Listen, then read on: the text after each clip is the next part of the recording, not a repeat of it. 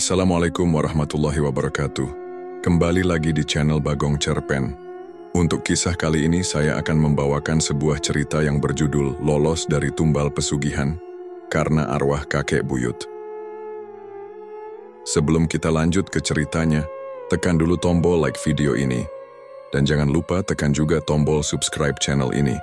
Nyalakan juga lonceng notifikasinya agar tidak ketinggalan cerita-cerita lainnya dari channel ini. Dan seperti apa kisah kali ini? Langsung saja kita masuk ke ceritanya. Aku masih ingat malam itu, saat aku hampir mati. Namaku Hadi. Aku tinggal di desa kecil, tapi sejak kecil aku sudah sering melihat hal yang tak biasa. Kata ibuku, aku punya kepekaan lebih dari orang lain. Aku bisa merasakan kehadiran sesuatu yang tak kasat mata, bahkan kadang melihatnya dengan jelas. Malam itu udara terasa lebih dingin dari biasanya. Langit kelabu, tidak ada bintang, dan angin berembus pelan membawa aroma tanah basah. Aku duduk di teras rumah, menatap pekarangan yang gelap. Suasana desa sudah sunyi. Hanya suara jangkrik dan dedaunan yang bergesekan tertiup angin, tapi ada sesuatu yang membuat bulu kuduku berdiri. Aku merasa diawasi. Mataku tanpa sadar tertuju ke rumah Pak RW di ujung gang. Rumah joglo besar itu biasanya selalu tertutup dan gelap.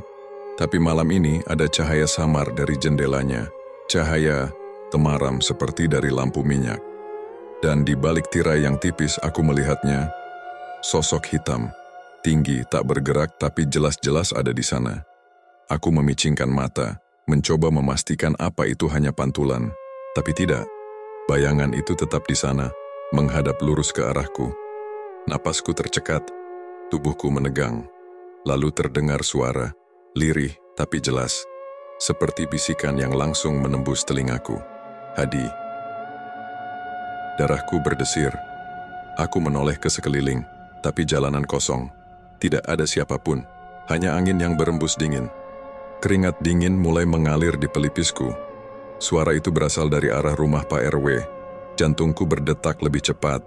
Aku ingin mengabaikannya, tapi tubuhku terasa kaku. Sesuatu sedang mengintai dalam kegelapan. Dan malam itu aku tidak tahu bahwa aku sudah menjadi bagian dari sesuatu yang mengerikan.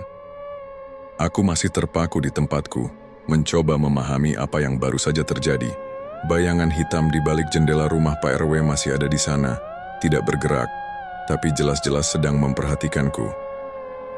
Suara itu kembali terdengar, kali ini lebih pelan, seperti bisikan dari dalam kepalaku.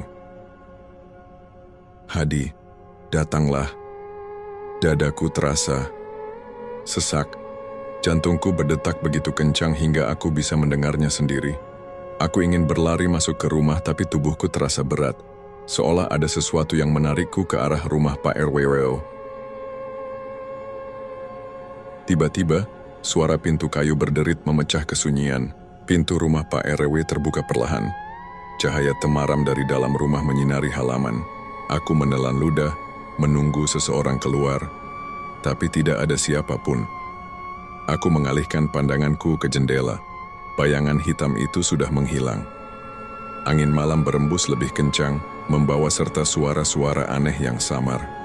Suara tawa kecil, suara langkah kaki di tanah basah, dan sesuatu yang menyerupai erangan pelan. Aku memaksakan kakiku untuk mundur, bersiap masuk ke rumah, tapi tiba-tiba ada suara berat yang memanggilku. Hadi, ayo ke sini. Aku tersentak. Itu suara Pak RW. Aku menoleh dan benar. Beliau berdiri di depan pintu rumahnya mengenakan baju koko putih dengan peci hitam. Wajahnya tampak pucat, matanya sedikit cekung, tapi senyumnya tetap ramah seperti biasa. Ada apa, Pak? Tanyaku berusaha tetap tenang. Masuklah sebentar, ada yang ingin Bapak bicarakan, katanya dengan suara datar. Aku ragu. Ada perasaan tidak enak dalam hatiku. Rumah Pak RW terkenal jarang dibuka untuk tamu, bahkan di siang hari sekalipun. Dan sekarang tengah malam begini beliau malah mengundangku masuk. Aku melirik ke sekeliling. Desa sudah sepi, tidak ada siapapun. Jika terjadi sesuatu padaku, tidak akan ada yang tahu. Tapi sebelum aku bisa menolak, Pak RW tersenyum dan berkata, "Kakek buyutmu juga ada di dalam. Dia menunggumu." Darahku seketika membeku. Kakek buyutku sudah meninggal bertahun-tahun lalu. Tubuhku seketika gemetar. Kakek buyutku sudah meninggal bertahun-tahun lalu. Jadi bagaimana mungkin Pak RW bilang dia sedang menungguku di dalam rumahnya? Aku menatap Pak RW dengan perasaan bercampur aduk. Pikiranku berusaha mencari penjelasan. Logis, tapi ada sesuatu dalam senyumnya yang terasa janggal. Seperti bukan senyum manusia biasa. Masuklah, Hadi, ulangnya. Aku menelan ludah. Dalam hati aku membaca doa sebisaku. Langkahku terasa berat saat akhirnya aku menyeberangi halaman dan berdiri tepat di depan pintu rumahnya. Bau dupa menyengat keluar dari dalam, bercampur dengan aroma kayu tua yang lembab. Saat aku melangkah, masuk pintu di belakangku langsung tertutup dengan suara keras. Brak! Aku terlonjak. Ruangan itu remang-remang, hanya diterangi beberapa lilin di sudut-sudutnya. Dindingnya penuh dengan kain-kain hitam yang menggantung. Dan di tengah ruangan, ada meja kayu panjang dengan beberapa sesaji di atasnya. Kelapa hijau, bunga 7 rupa dan sebuah kendi berisi air. Aku merasa ada yang mengawasiku. Dan benar saja, di sudut ruangan, ada sesosok bayangan samar yang duduk membelakangiku. Jantungku hampir berhenti. Itu menyerupai kakek buyutku. Tapi ada sesuatu yang tidak beres. Bahunya lebih lebar, tubuhnya lebih tinggi, dan auranya begitu dingin. Aku ingin berbicara, tapi suara Pak RW mendahuluiku. Duduklah, Hadi. Sudah waktunya. Waktunya untuk apa? Aku tidak tahu. Tapi naluriku mengatakan bahwa aku baru saja masuk ke tempat yang seharusnya tidak pernah aku masuki. Aku berdiri kaku di tempatku. Cahaya lilin yang berkerlap-kerlip membuat bayangan di sudut ruangan itu tampak bergerak, seolah hidup. Aku yakin, itu bukan kakek buyutku. Tapi siapa atau apa yang duduk di sana? Pak RW berjalan ke meja sesaji dengan langkah yang sangat pelan. Tangannya meraih kendi air dan menuangkannya ke dalam sebuah mangkuk tanah liat. Aroma dupa semakin menyengat, rasanya seperti menekan dadaku membuat napasku sesak. Duduklah, Hadi, ulang Pak RW dengan suara lebih dalam. Aku menggeleng perlahan, jantungku berdetak begitu cepat hingga terasa berdentam di telingaku. Aku tidak ingin duduk, aku tidak ingin ada di sini. Duduk. Suara itu bukan lagi suara Pak RW. Itu lebih berat, lebih dalam, lebih menyerupai raungan dari sesuatu yang bukan manusia. Aku tersentak. Tubuhku bergetar hebat, tapi entah kenapa, kakiku justru bergerak sendiri. Aku tidak bisa menolak. Kakiku melangkah maju, 1 langkah, 2 langkah, hingga aku berada tepat di depan meja sesaji. Bayangan di sudut ruangan itu mulai bergerak. Kau siap menerima warisan ini, Hadi? Aku menahan napas. Warisan? Warisan apa? Pak RW menoleh ke arahku, matanya menatap tajam, sorot matanya kosong, wajahnya pucat. Lalu dengan gerakan lambat, dia mengangkat tangannya dan menunjuk sesuatu di depanku. Aku menoleh, dan darahku langsung membeku. Di tengah meja sesaji ada sebuah cermin hitam, dan di dalam cermin itu aku melihat sesuatu yang membuatku nyaris berteriak. Refleksi di dalam cermin bukan diriku. Aku melihat seorang pria tua dengan wajah cekung dan mata kosong. Persis seperti yang pernah diceritakan ibuku tentang kakek buyutku. Dan yang lebih mengerikan, dia sedang menatapku, tersenyum, dan bibirnya bergerak membisikkan sesuatu. Aku tahu dia sedang berbicara kepadaku, tapi tidak ada suara sama sekali. Aku menatap cermin hitam itu dengan napas tercekat. Sosok dalam pantulan itu jelas bukan aku, tapi pria tua dengan wajah cekung dan mata kosong, kakek buyutku. Bibirnya bergerak seperti sedang berbicara kepadaku, tapi tidak ada suara. Aku mencoba mundur, tapi tubuhku terasa berat seakan ada sesuatu yang menahanku di tempat. Pak RW masih berdiri di sampingku, matanya kosong, tapi aku bisa melihat sedikit senyum aneh di wajahnya. Lilin di sekitar meja sesaji mulai bergetar, apinya menari-nari seolah tertiup angin yang tak terlihat. Bau dupa semakin menusuk hidung, membuat kepalaku pusing. Rasanya seperti aku terhisap ke dalam dunia lain. Dengar suaranya, bisik Pak RW. Kali ini dengan suara yang lebih rendah, hampir tidak terdengar. Aku menggeleng. Aku tidak dengar apa-apa. Pak RT Bedalek menoleh ke cermin hitam itu lalu menatapku lagi. Dia memanggilmu, Hadi, jangan takut, jawab dia. Aku menelan ludah. Suasana di ruangan ini terasa semakin sesak. Aku tidak ingin berbicara, tapi bibirku tiba-tiba bergerak sendiri. Apa yang kau inginkan? Seketika itu juga, suara bergaung di dalam kepalaku, berat, dalam, dan menusuk langsung ke pikiranku. Mereka ingin menumbalkanmu, tapi aku tidak akan membiarkan itu terjadi. Aku tersentak. Kata-kata itu begitu jelas. Aku menatap cermin itu lebih dalam, dan mata kakek buyutku tiba-tiba berubah. Dari kosong menjadi merah menyala. Hadi, pergi sekarang. Aku merasa tubuhku mencelos. Kakek buyutku memperingatkanku. Aku ingin lari. Aku ingin keluar dari tempat ini. Tapi belum sempat aku bergerak, tangan Pak RW mencengkeram bahuku erat. Kau tidak bisa pergi kemana-mana, Hadi. Aku menoleh, dan saat itu juga kulihat sesuatu yang mengerikan.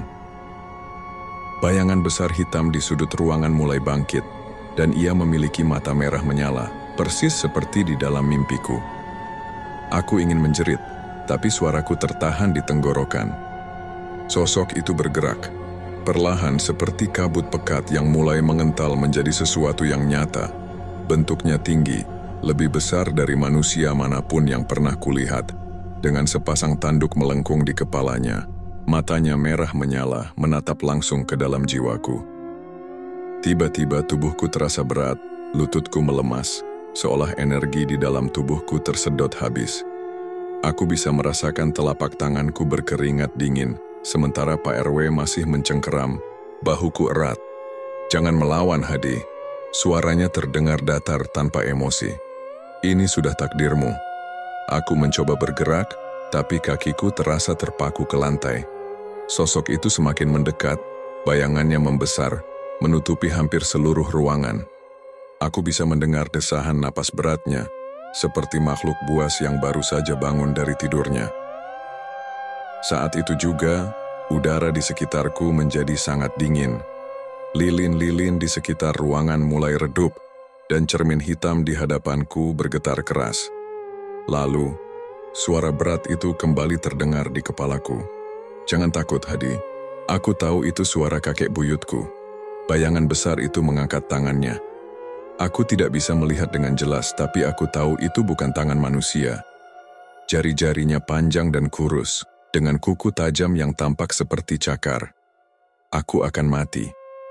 Aku ingin berdoa, ingin menyebut nama Allah, tapi lidahku kelu. Sosok itu semakin dekat, dan kemudian sesuatu yang tidak terduga terjadi.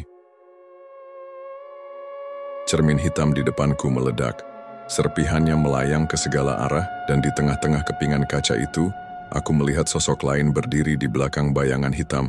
Itu dan kakek buyutku. Tapi kali ini dia tidak hanya menatapku. Dia bergerak maju, menuju makhluk itu. Pak RW tersentak, cengkeramannya melemah. Makhluk hitam itu juga mulai mundur, seperti ada kekuatan lain yang menahannya. Dan saat itu juga aku merasakan sesuatu yang aneh.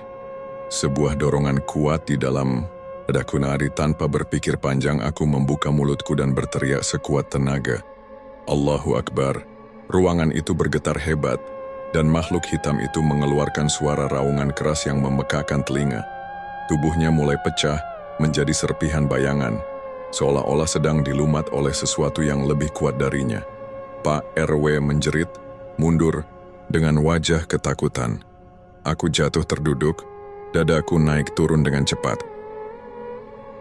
Sebelum semuanya kembali normal, aku sempat melihat kakek buyutku tersenyum tipis ke arahku, sebelum sosoknya perlahan menghilang dalam cahaya putih yang menyilaukan. Aku masih terduduk di lantai, tubuhku lemas. Napasku memburu seperti baru saja berlari puluhan kilometer. Di hadapanku, bayangan hitam itu menggeliat kesakitan. Teriakannya menggetarkan seluruh ruangan, membuat langit-langit seperti hendak runtuh. Udara di sekelilingku terasa panas, kemudian dingin, lalu panas lagi. Aku merasa seperti ditarik ke dua dunia yang berbeda. Pak RW jatuh terduduk di sampingku. Dia menatap makhluk itu dengan ketakutan. Ini pertama kalinya aku melihatnya kehilangan kendali. Tangan yang tadi begitu kuat mencengkeramku, kini gemetar hebat. Tidak mungkin, suaranya bergetar. Allahu Akbar. Aku mengucapkannya sekali lagi, kali ini dengan lebih yakin. Seakan ditikam oleh sesuatu yang tak kasat mata, makhluk itu meronta semakin kuat. Matanya yang merah menyala mendadak melebar seolah menyadari sesuatu. Tubuhnya mulai pecah, berubah menjadi kepulan asap hitam yang semakin lama semakin menipis. Tapi sebelum lenyap, aku mendengar bisikan terakhirnya. Ini belum selesai, Hadi. Aku tertegun, rasa dingin menjalar ke punggungku. Dan dalam sekejap, makhluk itu menghilang. Ruangan menjadi sunyi. Aku mengangkat wajah melihat ke arah cermin hitam yang kini hanya menyisakan bingkai retak. Di dalamnya bayangan kakek buyutku perlahan memudar. Tapi sebelum benar-benar hilang, aku melihat bibirnya bergerak. Pergilah. Lalu semuanya kembali normal. Lilin-lilin berhenti berkedip. Bau dupa perlahan menghilang. Udara menjadi lebih ringan, namun satu hal yang tidak berubah. Pak RW masih terduduk di sana, menatap kosong ke depan. Aku merangkak menjauh darinya. Aku tidak tahu harus merasa kasihan atau takut. Wajahnya kini begitu pucat dan bibirnya bergetar hebat. Aku tidak tahu. Aku tidak tahu kalau dia masih menjagamu. Suaranya nyaris seperti bisikan. Aku tidak menjawab. Aku hanya ingin pergi dari tempat ini. Dengan seluruh tenaga yang tersisa, aku bangkit dan berlari keluar. Angin malam langsung menyambutku, menusuk, dingin ke kulitku. Aku menoleh ke belakang, ke rumah yang masih diterangi oleh cahaya redup dari dalam. Ada perasaan aneh yang menggelayut di hatiku. Aku tahu ini belum selesai. Tapi malam ini, aku berhasil selamat. Dan semua itu karena arwah kakek buyutku masih menjagaku. Aku berlari secepat yang ku bisa, meninggalkan rumah Pak RW yang kini terasa lebih menyeramkan daripada sebelumnya. Dada dan kepalaku terasa sesak, seperti ada sesuatu yang masih mengikutiku. Aku terus berlari melewati jalan setapak desa, melewati pepohonan yang tampak lebih gelap dari biasanya. Aku ingin pulang. Namun, begitu aku sampai di depan rumah, langkahku terhenti. Ada seseorang berdiri di depan pintu. Ibuku. Tapi yang membuatku merinding, wajahnya tampak kosong. Matanya yang biasanya hangat kini redup, tatapannya lurus ke arahku tanpa ekspresi.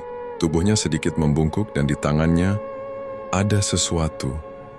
Sebuah batu hitam. Ibu?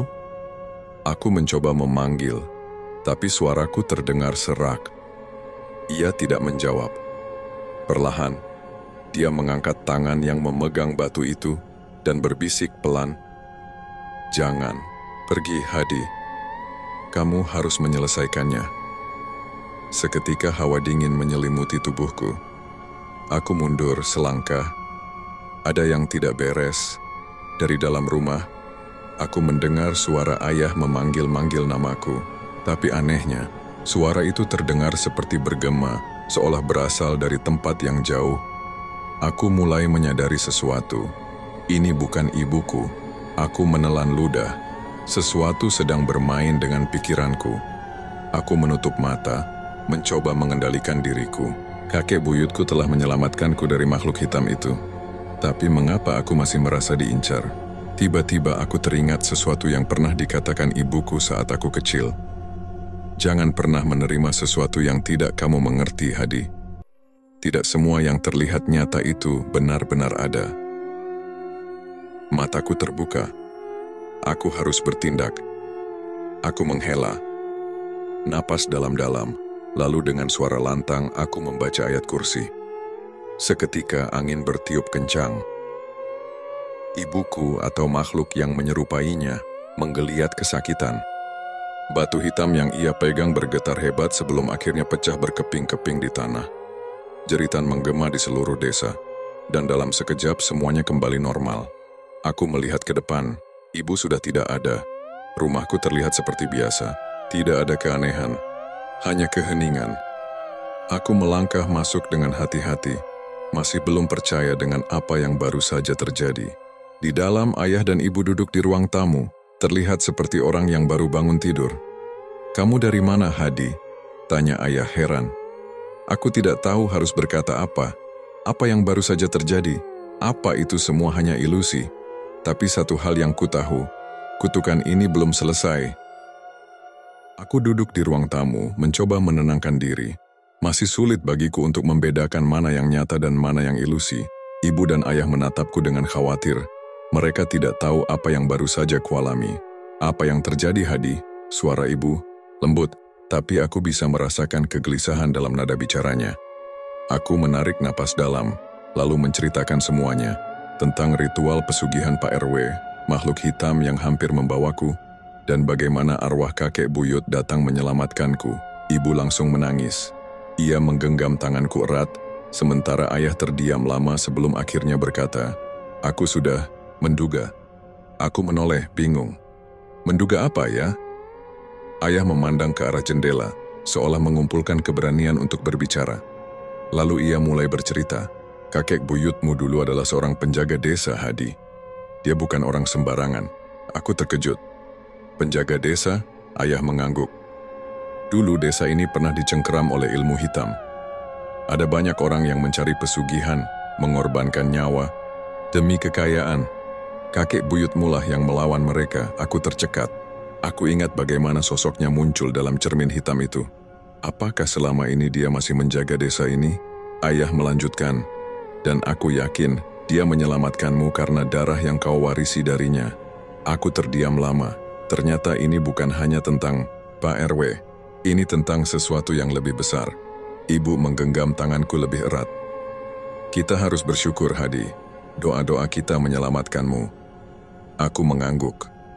Aku masih hidup. Aku masih di sini. Namun satu pertanyaan masih tersisa di pikiranku. Apakah semua ini benar-benar sudah berakhir? Beberapa hari setelah kejadian itu, desa kembali tenang. Tidak ada lagi suara-suara aneh di malam hari. Tidak ada lagi bayangan hitam yang mengintai. Seolah semua teror telah lenyap.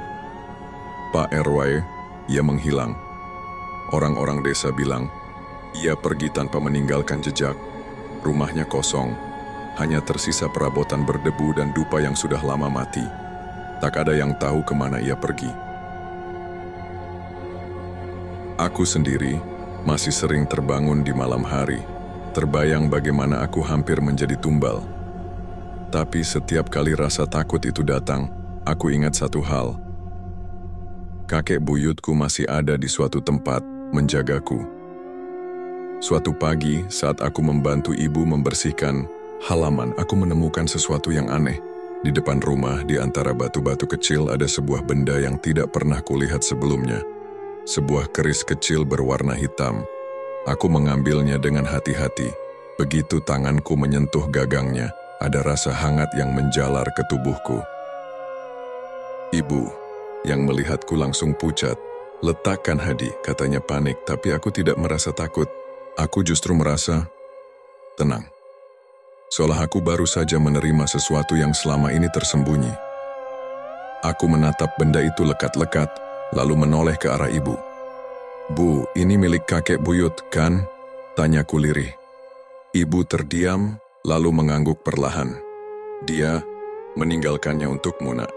Aku menggenggam keris itu erat. Aku tidak tahu apa maknanya, tapi satu hal yang pasti, aku bukan lagi Hadi yang dulu, dan sejak hari itu aku tahu bahwa warisan kakek buyutku akan selalu melekat padaku, entah sebagai perlindungan atau sebagai peringatan bahwa bahaya bisa datang kapan saja.